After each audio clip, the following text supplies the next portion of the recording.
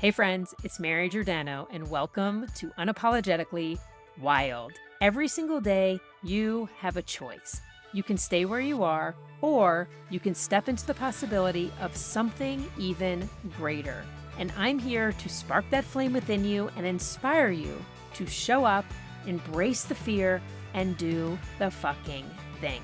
Messy, scared, and real. Let's get started. Hey friends, welcome back to Unapologetically Wild. Today, we're talking about soy, the most misunderstood food in women's health. And I'm about to show you why everything you think you know is probably wrong. When it comes to soy, you've probably heard one of three things.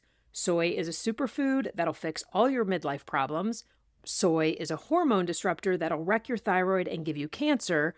Or the ever helpful, it depends. And if you've tried to research it yourself, you've probably landed somewhere between confused and frustrated. So you just avoid it entirely because it feels safer to skip it than to figure out if the fear is real. Here's the thing. The fear around soy is loud. The superfood hype is loud. The actual evidence, quiet. And that's the real problem. The issue isn't soy. It's the same bullshit we see across women's health. Loud opinions drowning out the nuance. So today, we're going to cut through it. In this episode, we're doing three things. First, I'm going to show you where the soy panic actually came from. Second, we're going to look at what the research actually says about soy and women's health. And third, I'm giving you a decision framework, a way to think about whether soy makes sense for you based on your life stage, your activity level, and your actual health goals. And this isn't about me telling you what to eat. It's about giving you the tools to make that call for yourself. So let's go. Why is everyone so scared of soy? Well, the soy panic didn't start with women. It started with rats. In the late 1990s, researchers fed rodents extremely high doses of soy compounds called isoflavones, amounts equivalent to a human drinking gallons of soy milk every single day. In those rodents, they saw stimulation of estrogen-sensitive breast tumors, and the nuance stopped there. The media ran with it, headlines screamed, soy causes breast cancer, wellness culture amplified it, and women quietly crossed tofu off their grocery list. Here's what got lost. Rodents are not small humans. They metabolize these compounds differently than we do, and those animals weren't eating soy foods. They were given isolated compounds at 10, 20, sometimes 50 times what a person would ever consume from food. Then came the word that locked the fear in place. Phytoestrogens. So let's define that word clearly. Phytoestrogens are plant-derived compounds found in foods like soy. They are not estrogen, and they do not increase estrogen levels in the body. They're called phytoestrogens because they can interact with estrogen receptors, not because they act like estrogen itself. Soy contains a specific type of phytoestrogen called isoflavones. These isoflavones bind very weakly to estrogen receptors, about 1,000th the strength of human estrogen. And this part matters.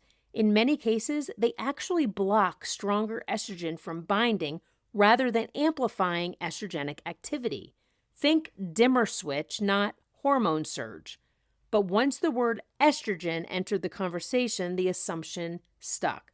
Estrogen-like compound equals estrogen overload equals cancer risk. By the time human studies started looking at real women eating real amounts of soy, the damage was already done. The fear stuck, the headline stuck, and the correction never traveled as far as the panic. So now, let's talk about what the research actually shows when we stop looking at rodents and start looking at women. And I'm going to lead with the one that matters the most, breast cancer. Because this is where the fear lives. This is where the scrutiny is real. And this is where the evidence has done a complete 180. Early fears said soy would increase breast cancer risk, but the actual human research, the complete opposite. A 2023 meta-analysis published in Nutrients analyzed 24 observational studies involving hundreds of thousands of women. The result? Higher isoflavone intake was associated with significantly lower breast cancer risk, up to 30% lower in some analyses. The protective effect showed up in both pre- and postmenopausal women. It didn't matter if you had ER-positive or ER-negative cancer risk. Want more proof? In Asian populations where soy is eaten regularly from childhood, breast cancer rates are significantly lower. And when Asian women move to Western countries and adopt Western diets with less soy, their breast cancer rates increase over time, supporting the idea that lifestyle and dietary patterns soy included, influence risk. And here's the part that really flips the script. Breast cancer survivors who eat soy do better, not worse. A 2024 study analyzed data from 14 studies tracking survivors. Women who consume soy regularly after diagnosis saw about a 25% lower recurrence rate. And across multiple studies, post-diagnosis soy intake has not been linked to worse outcomes, only improvements. Major cancer organizations now state clearly that soy is safe for survivors. The American Institute for Cancer Research actively encourages moderate soy consumption for survivors. Dana-Farber and MD Anderson have updated their guidance to reflect that soy foods are not only safe, but they may be associated with better outcomes. That's a complete reversal from what many women were told even 5 years ago. So let me say that again for the women in the back who were told to avoid soy after a breast cancer diagnosis. The current evidence says you can eat it, and it's not just safe, it may also help. So let's kill the soy-flood your system with estrogen myth once and for all. In October 2024, researchers published a landmark meta-analysis in Advances in Nutrition. They analyzed 40 randomized controlled trials involving 3,285 postmenopausal women. They measured 4 things that would definitely change if soy were flooding a woman's system with estrogen: uterine lining thickness, vaginal tissue changes, hormone signals from brain to ovaries, and estrogen levels in the blood. Women consumed a median of 75 milligrams of isoflavones daily, about 2 to 3 servings of soy foods for 6 months. The result across all 4, no change. Uterine lining stayed the same, vaginal tissue stayed the same, hormone signals didn't move, and estrogen levels didn't budge. If soy acted like estrogen, we'd see those changes, but we didn't because it doesn't. The conclusion? Soy isoflavones do not exhibit estrogenic effects in postmenopausal women. This is 40 trials, thousands of women, high certainty evidence. Now you might be thinking, okay, but that's postmenopausal women. What about perimenopause? And this is where context matters. In postmenopause, estrogen levels are low and relatively stable, which makes it much easier to see whether something is actually acting like estrogen in the body.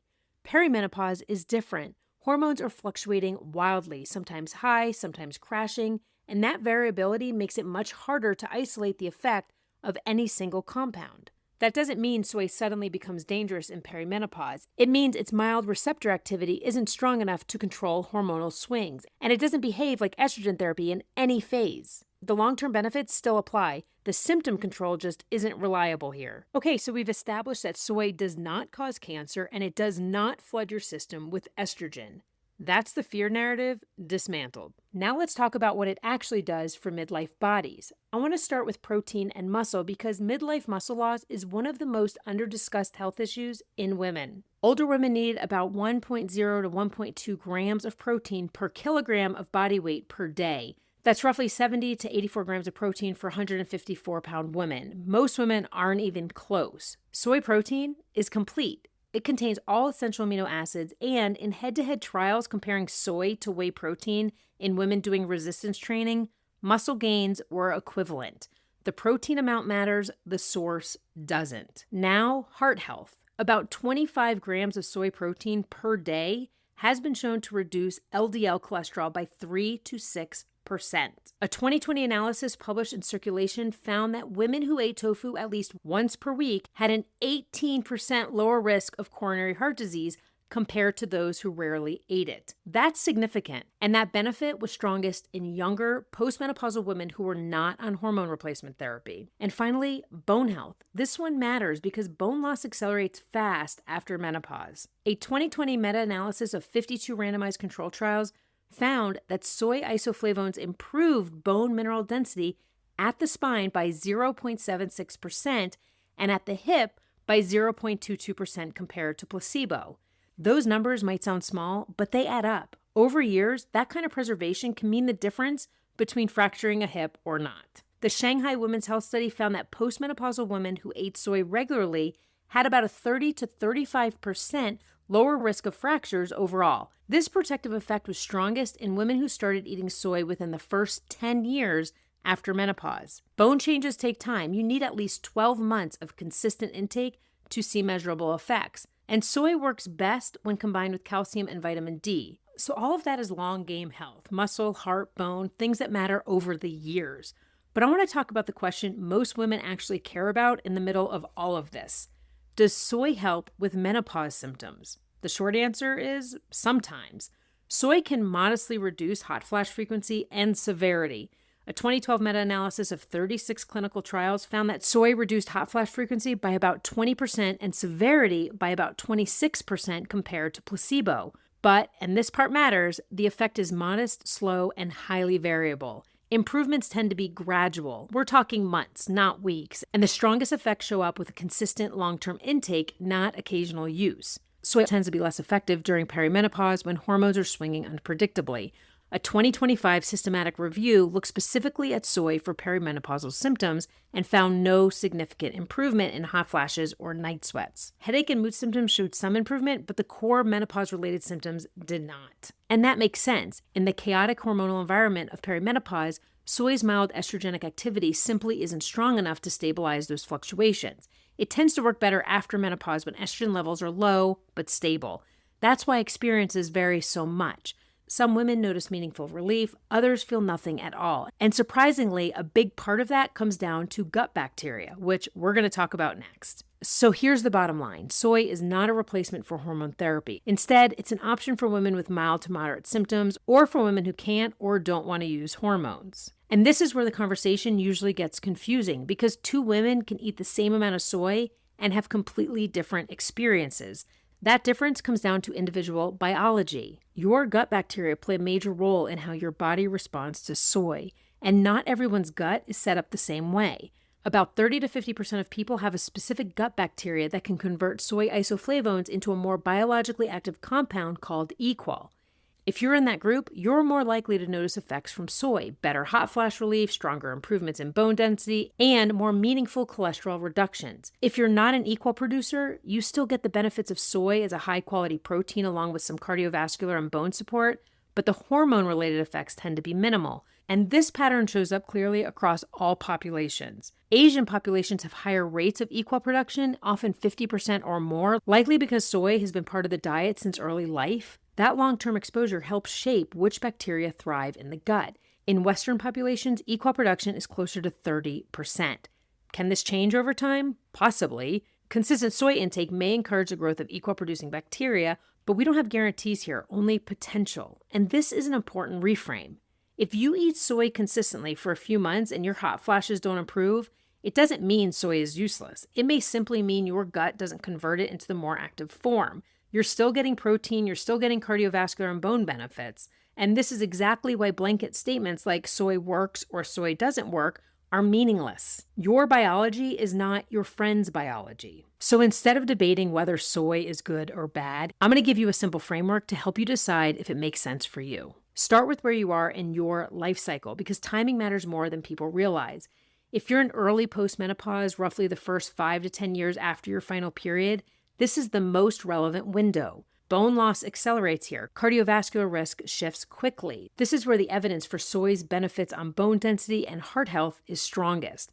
If you're later postmenopause, more than a decade out, soy can still help you maintain what you have, but it's not going to rewind the clock. Think preservation, not reversal. If you're in perimenopause, soy is unlikely to smooth out erratic hormones or suddenly calm symptoms. Its value here is more long-term, supporting bone, cardiovascular health, and protein intake, not symptom control. Next, look at what your baseline diet actually looks like. If you're eating a mostly whole food, plant-forward diet, soy fits naturally and tends to integrate well. If your diet is heavy in ultra-processed foods, sugar, and refined carbs, adding soy won't meaningfully move the needle. The overall pattern matters more than any single ingredient. Where soy actually makes a difference is in what it replaces. When you swap red or processed meat for tofu or tempeh, you're lowering saturated fat while adding phytoestrogens, and that combination is where most of the benefit shows up. If you're someone with a family history of osteoporosis, earlier is better. Introducing soy within the first decade of menopause, alongside adequate calcium, vitamin D, and resistance training is where it fits best. If you're someone dealing with severe menopausal symptoms, soy alone is unlikely to be sufficient. It can be a part of a broader strategy, but if symptoms are significantly affecting quality of life, this is a conversation to have with a healthcare provider, including discussion of hormone therapy when appropriate. And here's the part that matters most. There is no test, quiz, or expert opinion that replaces personal response. The only way to know if soy works for you is to try it. You can start with 1 serving daily and give it 8 to 12 weeks. Pay attention to digestion, energy, and any symptoms. If nothing changes after that window, your body may simply not convert soy into its most active form. That doesn't mean soy is useless. It just means the hormone-related effects may be minimal for you. It can still be a solid protein source. If you notice improvement, keep going. Consistency is what determines whether benefits show up. Lastly, I want to talk about amounts because this is where people tend to overcorrect. The research showing benefits doesn't rely on extreme intake. Most studies land in the range of 1 to 3 servings of soy foods per day. In real life, that's not much. 1 serving looks like 1/3 of a cup of firm tofu, roughly 3 ounces, a 1/2 cup of tempeh, a 1/2 cup of edamame, 1 cup of soy milk. A simple day might look like this: soy milk in your coffee or oatmeal at breakfast, edamame as an afternoon snack, tofu or tempeh at dinner. That's 3 servings. And you don't have to eat soy every single day to see value. A few times per week still supports long-term health.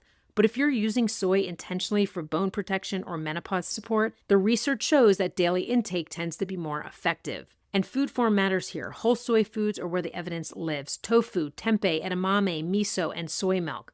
Highly processed soy protein isolates and soy-based junk foods don't deliver the same benefits and aren't what the studies are built on. And more is not better. Traditional Asian dietary patterns, which inform much of the observational data, rarely exceed 3 to 4 servings per day. That's a useful reference point. This isn't about flooding your system. It's about steady, reasonable exposure over time. So to close this out, soy is a perfect case study in how women's health advice gets distorted. Early animal studies used extreme doses that were never meant to translate to human diets. Headlines ran with fear, wellness culture amplified it, and for decades, women avoided a perfectly reasonable food based on rodent data that didn't apply to real life. Meanwhile, large human studies following tens of thousands of women over many years were telling a very different story. Lower breast cancer risk, no meaningful hormone disruption, modest benefits for cardiovascular health, bone density, and menopausal symptoms, safety even for breast cancer survivors. It took more than 2 decades for the evidence to catch up to the fear, and even now you'll still hear coaches, blogs, and influencers repeating